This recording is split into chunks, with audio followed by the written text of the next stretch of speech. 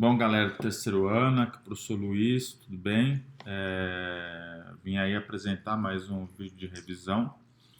Desculpa a demora aí por encaminhar o vídeo. Na realidade, acabei dando prioridade para os anos que a prova aconteceriam antes, e como a prova de vocês é somente na sexta-feira, eu estou postando o vídeo hoje. É importante destacar que nesse vídeo nós iremos abordar alguns conceitos aí que foram explanados no decorrer do segundo trimestre e que tiveram como base de sustentação o conceito geral de mudança social. No decorrer do segundo trimestre, aí, da segunda parte do segundo trimestre, a gente abordou de maneira bem significativa o pensamento dos autores da sociologia sobre a mudança social. De maneira mais incisiva, aí na segunda metade do trimestre, o Durkheim, o Weber e o Marx, né? A gente vai começar aí pelo Émile Durkheim. O Émile Durkheim é um autor que, enquanto aí positivista, tinha a preocupação de trazer um escopo aí de maneira a entender a sociedade a partir do seu processo de formação. E o processo de formação da sociedade, segundo Durkheim, passa pelo processo aí de construção de solidariedade, né? Então, o Durkheim ele faz questão de dividir as sociedades de acordo com o modelo de solidariedade. E para a gente entender o movimento de transformação social, a gente tem que entender qual que é a solidariedade que a sociedade possui, qual que é a forma de solidariedade. Então, o Durkheim basicamente agrupa todos os tipos de sociedade em dois modelos de solidariedade: solidariedade mecânica e solidariedade orgânica. A solidariedade mecânica ela está diretamente vinculada a sociedades pré-capitalistas, a mecânica, né, que tem aí um processo de desenvolvimento um tanto mais lento, um processo de transformação lento, praticamente nulo, para ser bem objetivo. E o Durkheim vai dizer que essas sociedades com solidariedade mecânica, com esse processo de transformação mais lento, não tem uma mudança social muito efetiva, né? E essa lentidão, ou até mesmo essa nulidade do processo de mudança social é com base no processo de diferenciação existente dentro das sociedades. Então essa diferenciação ela acaba sendo sustentada em alguns elementos importantes, as características culturais, a tradição, os elementos religiosos diversos dentro de uma sociedade com solidariedade orgânica não tem a mesma amplitude numa sociedade com solidariedade mecânica. Por quê? Porque a tradição, a cultura, a própria linguagem, a religiosidade é basicamente a mesma para todos os indivíduos, sem contato com diferenças, então isso reduz o processo de transformação social. E o Durkheim apresenta que as sociedades com solidariedade orgânica, no caso a sociedade capitalista, ela apresenta um processo de mudança social mais acelerado, mais acentuado e que é sustentado aí no movimento do coletivo. O coletivo vai impulsionar o processo de mudança social e esse movimento do coletivo leva a sociedade a gerar uma mudança que impacta, por exemplo, na vida dos indivíduos. O indivíduo não é o agente propulsor da mudança, mas é impactado, né? Então, na sociedade capitalista, com solidariedade orgânica, as mudanças acontecem, mas elas são direcionadas pelo coletivo e esse coletivo molda o indivíduo de acordo com as mudanças. Então, se a gente for pegar no caso do Brasil, por exemplo, o indivíduo que nasceu na década de 20, de 1920, ele foi moldado de uma forma diferente de um indivíduo que nasceu na década de 1980, por exemplo. Então, o coletivo criou um molde diferente, por exemplo, para esse indivíduo do que nas décadas anteriores. Então, essa transformação ela é impulsionada pelo coletivo. Quando a gente começa a olhar para os outros autores das ciências sociais para entender um pouco esse movimento aí de mudança social, de maneira mais objetiva, com Marx e com Weber também, a gente vai ver uma grande diferença no que pensa, por exemplo, Marx em contraponto do que pensava o Durkheim.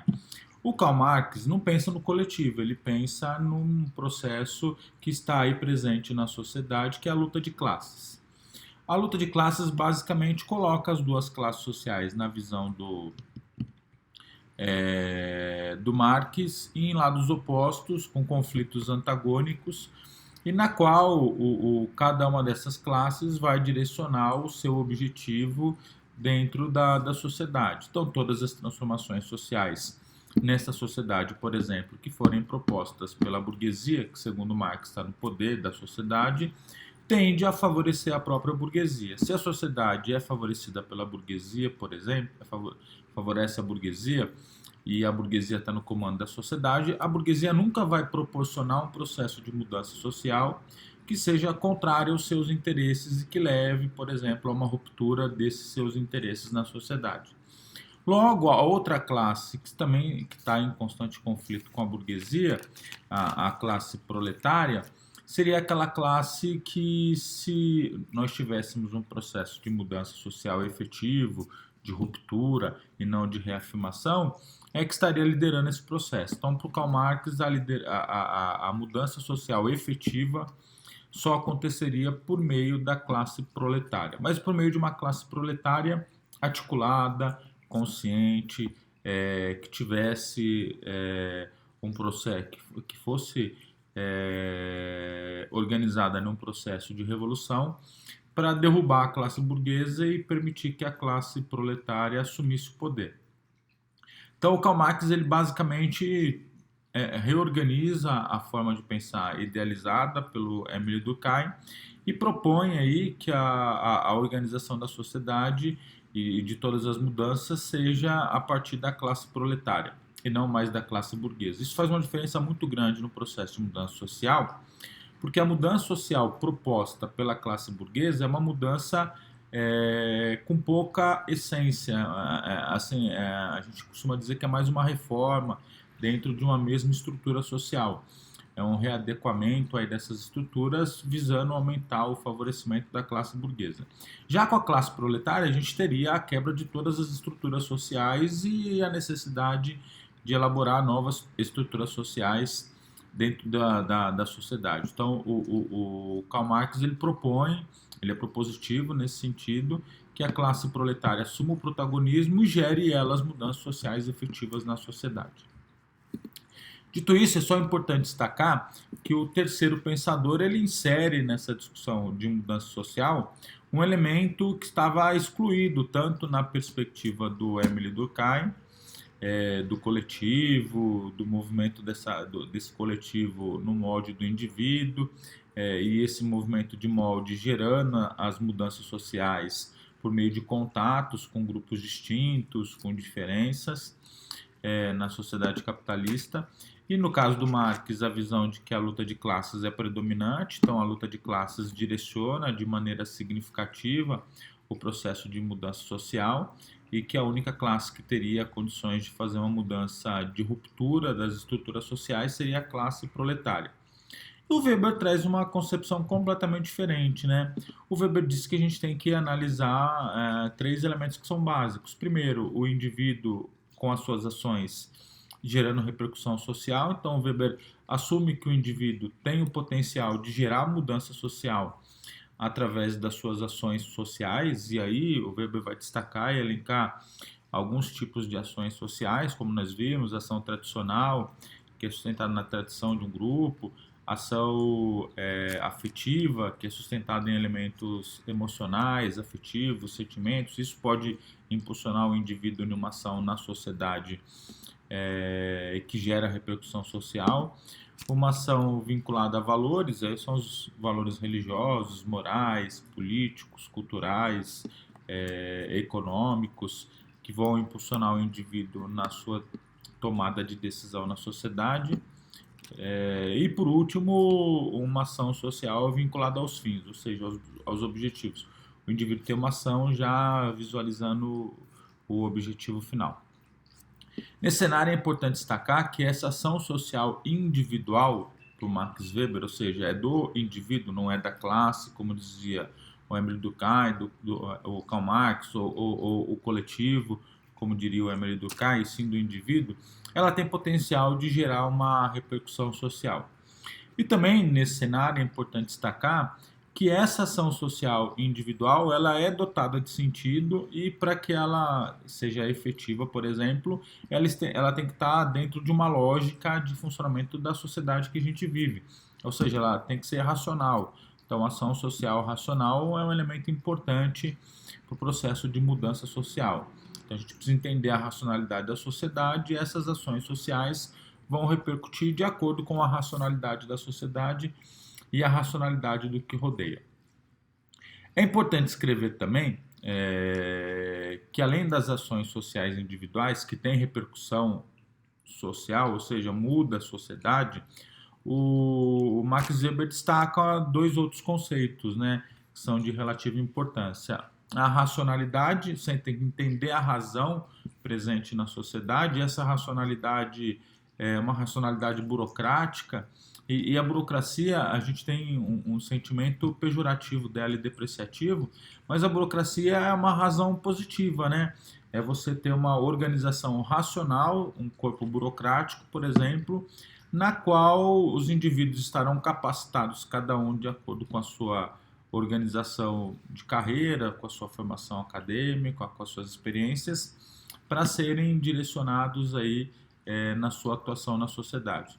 Então, a racionalidade é outro elemento importante. Por fim, o tipo ideal. O tipo ideal é aquilo que vai ser idealizado como mecanismo para atingir os objetivos. Então, me recordo que eu dei de exemplo para vocês quando a gente falou disso, que vocês estão fazendo o terceiro ano do ensino médio e o objetivo de vocês ao final do ano é atingir 900 pontos no Enem. E aí vocês vão criar um tipo ideal de ação social, por exemplo, que vocês devem ter, ação individual, para atingir esse objetivo. Então, estudar 16 horas por dia, 7 dias por semana, todos os dias do mês, durante 12 meses por ano. Tá, quanto mais você se aproximar desse tipo ideal, maior é a possibilidade de sucesso. Quanto mais você se distanciar desse tipo ideal, menor é a possibilidade de sucesso. Por que é importante destacar isso? Porque a busca e a construção dessa ação para atingir esse tipo ideal é individual. Então, se você conseguir atingir, por exemplo, as características desse tipo ideal e conseguir atingir esse resultado, os méritos são só seus. E se você não conseguir, por exemplo, os méritos também não são seus. Por quê? Na realidade, o demérito é seu. Então, o que o Weber vai criar é que o próprio indivíduo deve construir, por exemplo, a sua trajetória independente da classe, independente do coletivo, e as suas ações são de responsabilidades individuais. É claro que elas são direcionadas por N fatores: tradição, cultura, religiosidade, valores. Então, Weber não destaca isso, mas ele diz que a responsabilidade da ação é do indivíduo e que o indivíduo tem a opção de ter ou não ter essa ação. Isso dá origem, por exemplo, à meritocracia. Você tem uma ação, tem um resultado positivo e o resultado positivo, o mérito é seu, basicamente, né?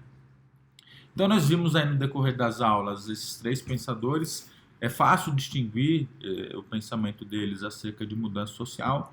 Se eu pudesse dar uma orientação para vocês na prova, é que vocês, antes de responder qualquer questão, realizassem a leitura da prova, né? Pode parecer algo meio óbvio, mas leem a prova inteira antes. Por quê? Porque pode ser que tenha que vocês tenham algum insight quando estejam fazendo a leitura, por exemplo, de uma questão e relembre algo que vocês viram no decorrer das aulas, nos estudos de vocês, e que pode auxiliar na resolução de questões dissertativas ou de outras questões da prova. Então, que vocês façam a leitura da prova antes.